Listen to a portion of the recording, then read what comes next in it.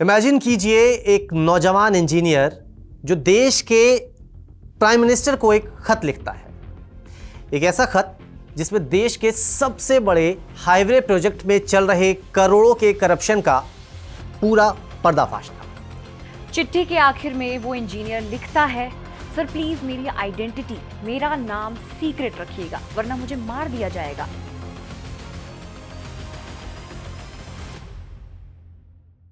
देश का सबसे सुरक्षित ऑफिस यानी पीएमओ में यह खत पहुंचता है और जिस चीज का डर था वही हुआ। इसके बाद जो होता है वो हमारे सिस्टम का सबसे भद्दा और डरावना सच है। वो टॉप सीक्रेट चिट्ठी लीक हो जाती है और ठीक उसी तरह जैसा उस इंजीनियर ने डर जताया था, 27 नवंबर 2003 की रात उसे बीच सड़क पर गोलियों से भून दिया गया। आज हम बात कर रहे हैं सत्येंद्र दुबे की। 30 साल का वो ब्रिलियंट IITian जिसने सिस्टम की गंदगी साफ करने की कोशिश की, लेकिन उसी सिस्टम ने उसे मौत के घाट उतार दिया। आज हम डिकोड करेंगे एक ऐसी मर्डर मिस्ट्री जिसने पूरे देश को हिलाकर रख दिया था और विसल ब्लोअर्स की सेफ्टी पर देश की सबसे बड़ी बहस छेड़ दी थी। इस कहानी की शुरुआत होती है बिहार के सिवान जिले से। सिवान जिला लोग अक्सर शहाबुद्दीन जैसे बाहुबलियों और पॉलिटिकल क्राइम्स के लिए इस इलाके को जानते, इस जिले को जानते थे। लेकिन इसी सिवान के पास एक गांव है जीरादेई, जहां देश के सबसे पहले प्रेसिडेंट डॉक्टर राजेंद्र प्रसाद आते थे। और इसी सिवान से एक बेहद साधारण और गरीब परिवार में जन्मा सत्येंद्र दुबे भी आता। सत्येंद्र के पिता एक शुगर मिल में क्लर्क की छोटी सी नौकरी करते थे और उनके पास जमीन का एक बहुत छोटा सा टुकड़ा था। परिवार बड़ा था, 5 बहनें और लगभग 2 भाई। लेकिन सत्येंद्र बचपन से ही पढ़ाई में एक्स्ट्राऑर्डिनरी थे। गांव में कोई खास फैसिलिटी नहीं थी, ना कोई महंगा कोचिंग सेंटर, लेकिन सत्येंद्र के अंदर कुछ बड़ा करने का जुनून था और उनकी मेहनत रंग लाई। सत्येंद्र ने बिहार के 10th और 12th बोर्ड एग्जाम में पूरे स्टेट में टॉप किया था, विच वॉज वेरी गुड। इसके बाद उनका सिलेक्शन देश के सबसे प्रेस्टिजियस इंजीनियरिंग इंस्टीट्यूट यानी कि IIT कानपुर में हुआ। वहां से वो सिविल इंजीनियरिंग में ग्रेजुएशन उन्होंने किया और फिर BHU आते हैं और वहां से उन्होंने पोस्ट ग्रेजुएशन को कंप्लीट किया। अपनी पढ़ाई पूरी होने के बाद सत्येंद्र ने इंडियन इंजीनियरिंग सर्विसेज का बेहद टफ एग्जाम क्रैक किया। वो चाहते तो किसी भी मल्टीनेशनल कंपनी में लाखों का पैकेज ले सकते थे या सिस्टम का हिस्सा बनकर करोड़ों कमा सकते थे। लेकिन उन्होंने डिसाइड किया कि वो देश के डेवलपमेंट के लिए काम करेंगे, कुछ देश के लिए अच्छा करेंगे जिससे उनको भी अच्छा लगे। और इसी जज्बे के साथ उन्होंने NHAI यानी national highways authority of India join कर लिया।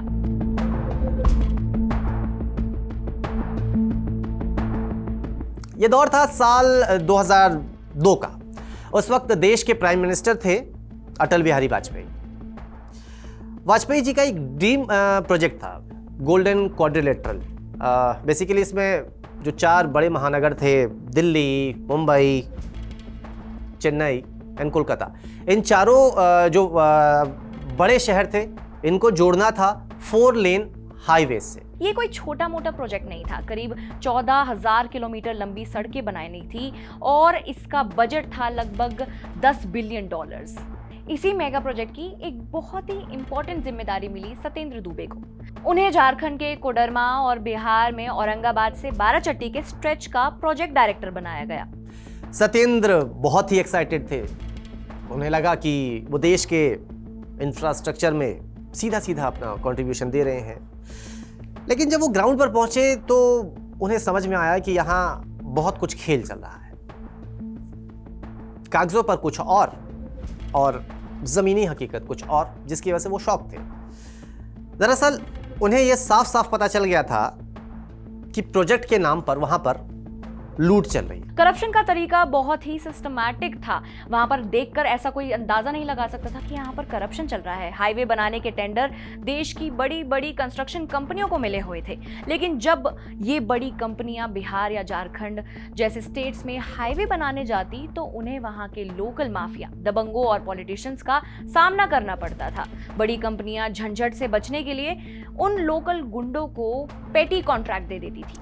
अब सोचिए, जिन बाहुबलियों और लोकल गुंडों को सड़क बनाने का कोई आइडिया ही नहीं है, ना क्वालिफाइड इंजीनियर है उनके पास, ना सही मशीनें हैं, वो नेशनल हाईवे बना रहे थे।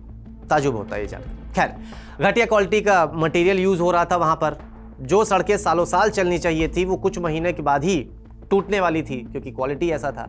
इसके बदले में करोड़ों रुपए का फंड सीधा माफिया और करप्ट अफसरों की जो जेब है वहां जा रहा था। अक्सर कई स्टेट में ऐसा होता है, बिहार में भी ऐसा ही चल रहा था उस वक्त।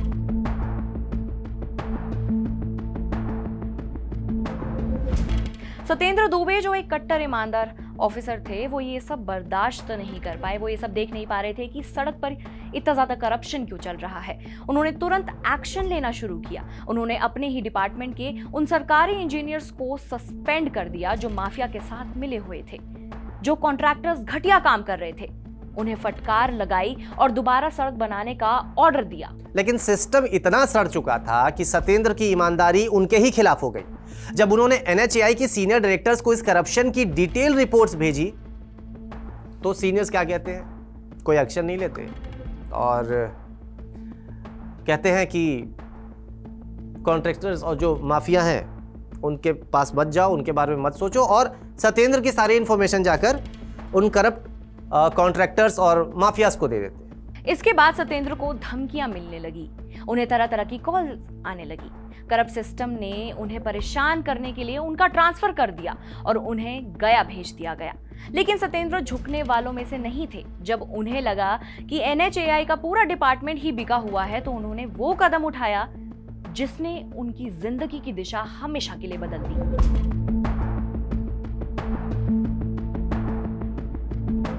नवंबर 2002 में सत्येंद्र ने सीधे देश के तत्कालीन प्राइम मिनिस्टर अटल बिहारी वाजपेयी को एक चिट्ठी लिखी। इस चिट्ठी में सत्येंद्र ने पूरे प्रोजेक्ट में चल रहे जो कहते हैं उसको नेक्सस कहते हैं, उसका पर्दाफाश कर दिया। उन्होंने बताया कि कैसे बड़ी बड़ी कंपनियां घोटाला कर रही हैं, कंस्ट्रक्शन की जो क्वालिटी है उसके साथ कॉम्प्रोमाइज किया जा रहा है, सारी चीजें, मतलब सरकारी अफसर कैसे रिश्वत खा रहे हैं, कैसे देश का पैसा लूटा जा रहा है, सारी की सारी रिपोर्ट उन्होंने भेज दी। सत्येंद्र जानते थे कि वो कितने पावरफुल लोगों से पंगा ले रहे हैं, इसलिए अपनी बात को ऑथेंटिक साबित करने के लिए उन्होंने लेटर के साथ अपना पूरा बायोडेटा अटैच किया कि वो कौन है, वो कहां से आते हैं, क्या चल रहा है एग्जैक्टली। लेकिन उन्होंने साफ साफ रिक्वेस्ट की थी कि सर इस मामले की सीक्रेट इन्वेस्टिगेशन करवाइए, लेकिन प्लीज मेरा नाम गुप्त रखिएगा। अगर मेरी आइडेंटिटी बाहर आई तो मेरी जान को खतरा है। लेकिन यहीं पर हमारी ब्यूरोक्रेसी और सिस्टम ने सबसे बड़ा ब्लंडर कर दिया। वो लेटर PMO में तो रिसीव हुआ, लेकिन वहां से रूटीन प्रोसेस के तहत बिना सत्येंद्र का नाम छुपाए वो लेटर सीधा सड़क परिवहन मंत्रालय और NHAI के पास पहुंचा दिया गया। वहां पे जो अफसर थे उनके पास जब वो लेटर पहुंचा तो साफ साफ था कि हाँ, सत्येंद्र दुबे नाम के इंजीनियर ने शिकायत की है। अब जरा सोचिए, जिस इंसान ने करप्शन की शिकायत की उसी का नाम और पूरी डिटेल्स उन करप्ट लोगों के हाथों में सौंप दी गई। देखते ही देखते पूरा ठेकेदार माफिया अलर्ट हो गया। वो समझ गए कि सत्येंद्र दुबे नाम का ये अफसर उनका वो पूरा का पूरा करप्टेड खेल बिगाड़ने वाला है। सत्येंद्र की मौत का फरमान भी उसी दिन उस चिट्ठी में लिखा जा चुका था।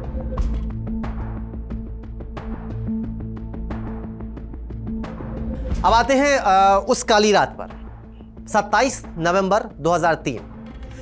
सत्येंद्र दुबे बनारस गए थे, वहां से एक रिश्तेदार की शादी अटेंड करके वो वापस गया पहुंचते हैं। रात के करीब 3:20 हो रहे थे जब उनकी ट्रेन गया रेलवे स्टेशन पहुंची।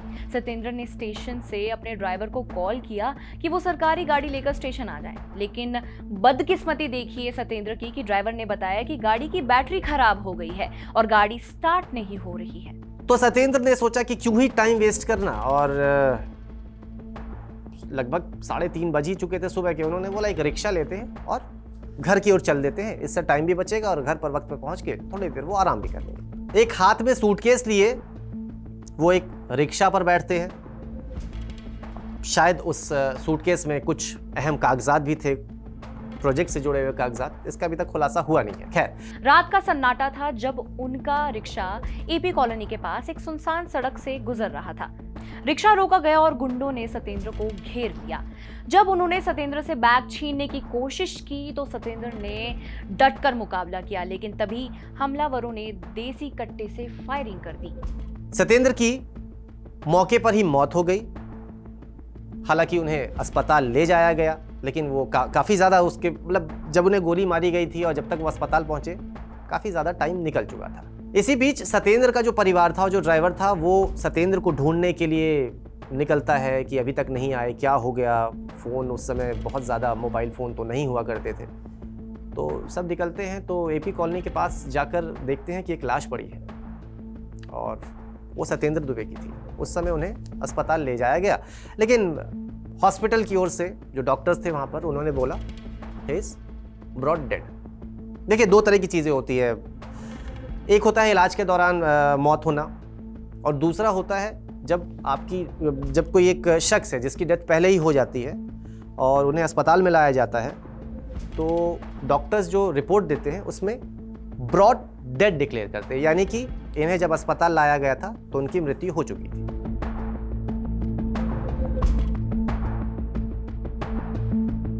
अगली सुबह जब सतेंद्र दुबे के मर्डर की खबर सामने आई तो पूरा देश सन्न रह गया। अखबारों में खुलासा हुआ कि सतेंद्र ने कुछ महीने पहले ही पीएमओ को चिट्ठी लिखी थी और अपनी जान का खतरा बताया था। मीडिया में आग लग गई, पब्लिक सड़कों पर उतर आई। आईआईटी कानपुर के स्टूडेंट्स ने देश भर में प्रोटेस्ट किया। पूरे देश का एक ही सवाल था, पीएमओ से एक ईमानदार अफसर का नाम लीक कैसे हुआ। पब्लिक प्रेशर इतना ज्यादा बढ़ गया है कि प्राइम मिनिस्टर को खुद इसमें इंटरफेयर करना पड़ा। मामला, उसकी जांच बिहार पुलिस कर रही थी, केंद्र ने उसे वापस लिया और सीबीआई को हैंडओवर कर दिया। लोगों को लगा कि शायद सतेंद्र दुबे को इंसाफ मिलेगा, लेकिन सीबीआई की इन्वेस्टिगेशन में जो हुआ ना, उसने सबको और भी निराश कर दिया। सीबीआई की टीम बिहार पहुंची। सबसे पहले उस रिक्शे वाले को पकड़ा गया जिसका पुराना क्रिमिनल रिकॉर्ड था। सोचिए, जो रिक्शा वाला उन्हें लेकर गया वो खुद एक क्रिमिनल था, लेकिन उसे छोड़ दिया गया। इसके बाद सीबीआई ने कुछ लोकल बदमाशों को अरेस्ट किया। इनमें से 2 सस्पेक्ट से पूछताछ चल रही थी कि अचानक खबर आई कि दोनों ने जहर खाकर सुसाइड कर लिया। कई लोगों का मानना था कि उन्हें जहर देकर मारा गया है ताकि वो किसी बड़े राजनेता या माफिया का नाम ना उगल दें।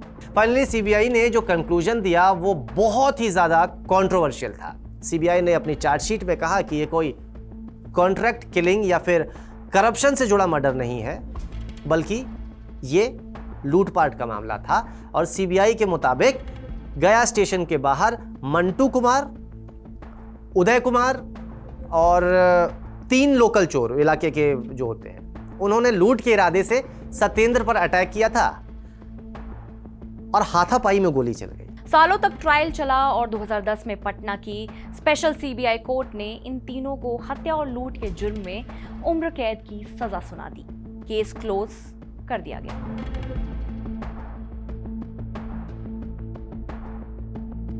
लेकिन सवाल ये कि क्या सतेंद्र दुबे का परिवार इस फैसले से खुश था? बिल्कुल नहीं। सतेंद्र के अपने सगे भाई ने मीडिया के सामने आकर कहा है कि सीबीआई ने जिन 3 लोगों को सजा दिलाई है वो महज मोहरे हैं, वो एक प्यादे हैं।